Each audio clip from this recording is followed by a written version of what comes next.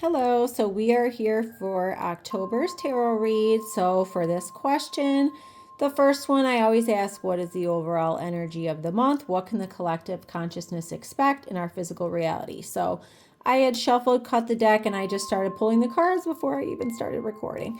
So I will explain here what we have. So the tarot, the Chariot is a physical movement card. It's physical action.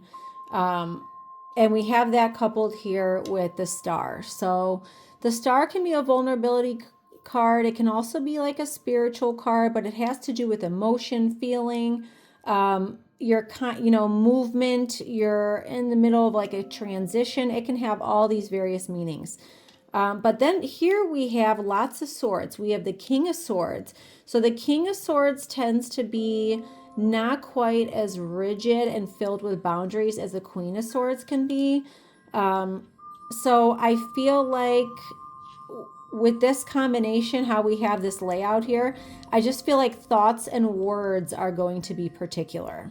So thoughts and words this month, what you're hearing, what you're thinking, what you're saying, what you're talking about. So I do feel like collectively we have a tower moment in information. So we have an information moment where all of a sudden something gets dropped in that some people didn't see coming. And this is what's going to move us forward into this, I would say, election season, election cycle, however you want to call it. I will pull a few more clarifier cards. But this month feels like it's all about thoughts and words. It's all about information. Let's keep going. Okay, sometimes that's a surrender card. It's a slow movement. Okay, so then we have a celebratory card.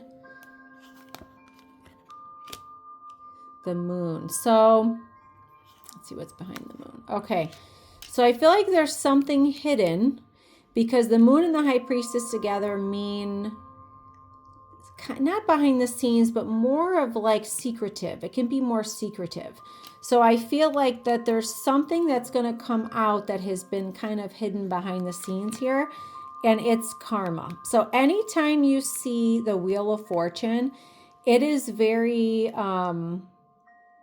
it's divine order. It's divine order, it's divine timing, it's expect the unexpected. It's everything that's been behind is going to come out to light. So I feel like that is information. So I would pay attention to legal documents this month. I would pay attention to what it's going to be thrown out there. So whether it's court cases or there's some type of legal, physical proof, think people are going to be talking about something specifically. So let's see what this has to do with. But according to the cards here, it is of divine order that it comes out, because this is what's going to cause this collective tower moment and allow more people to kind of shake awake, because there are still some people who are so completely asleep they have no clue what's really been going on in the world as far as corruption goes, systemic corruption, the powers that were with the elite and all these people. There's so much that goes on behind that. And a lot of it has to do, with what we know that goes on in the background with all these people, how they become kind of quote unquote rich and famous. It's because they sell their souls. That's a real thing.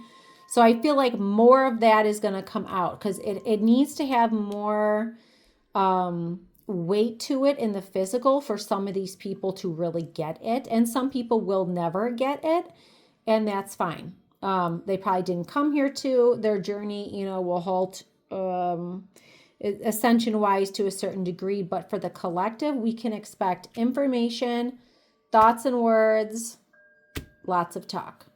So stay tuned for part 2.